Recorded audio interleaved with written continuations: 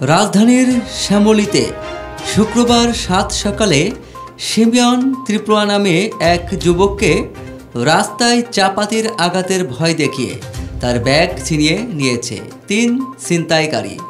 চাপাতি দিয়ে যুবককে বারবার মারতে যায় তারা, এমনকি তার পায়ের স্যান্ডেল জোড়াও ছিনিয়ে নিয়ে এক ছিনতাইকারী পায়ে দেয়। ছিনতাইয়ের এই দৃশ্য ঘটনাস্থলের পাশের সিসি ক্যামেরার ফুটেজে ধরা পড়ে। সেটি ছড়িয়ে দেওয়া হয় সামাজিক যোগাযোগ মাধ্যমে। এটি দেখার পর শনিবার শেরেবাংলা নগর থানার পুলিশ ঘটনাস্থলটি শনাক্ত এবং ভুক্তভোগী শিমিয়ন ত্রিপুরার বাসা খুঁজে বের করে। এর আগে ভুক্তভোগী নিজে থেকে থানায় যোগাযোগ করেননি।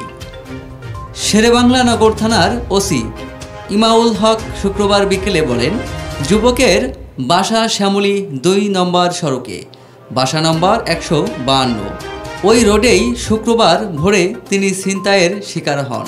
তার বাসায় যোগাযোগ করা হয়েছে, তাকে থানায় আসতে বলা হয়েছে। তিনি থানায় আসলে মামলা নেওয়া হবে। এরই মধ্যে আশেপাশের সিসি ক্যামেরার ফুটেজ সংগ্রহ করা হয়েছে, সেগুলো পর্যালোচনা করে ছিনতাইকারীদের শনাক্তের কাজ চলছে।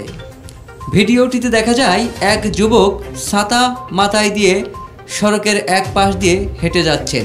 তার পেছন দিক থেকে একটি মোটরসাইকেল আসে, তাতে চালক ছাড়াও ২ জন বসা ছিল। মোটরসাইকেলটি যুবকের পাশে গতি কমিয়ে দেয়। এ সময় মাথায় হেলমেট পরা এক তরুণ নেমে যুবকের পথ আগলে ধরে। হাতে থাকা চাপাতি দিয়ে যুবককে আঘাত করতে চায় সে। কয়েক সেকেন্ডের মধ্যে মোটর সাইকেলে থাকা আরেকজন চাপাতি নিয়ে এসে তরুণের সঙ্গে যোগ দেয়। তার হাতেও চাপাতি।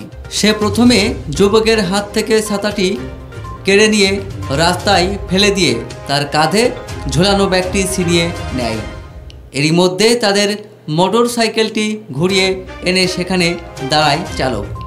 ভিডিওটিতে আরও দেখা যায় চাপাতি দিয়ে আঘাতের ভয় দেখিয়ে যুবকের টি শার্ট খুলতে বলে তারা। সেটি খোলার পর প্যান্টের পকেট সহ তার শরীর তল্লাশি করা হয়। তার পায়ের স্যান্ডেল দুটিও নিয়ে নেয় ছিনতাইকারীরা। ৪০ সেকেন্ডের মধ্যে ছিনতাই করে তারা যেদিক দিয়ে এসেছিল সেদিকে মোটরসাইকেল নিয়ে চলে যায়।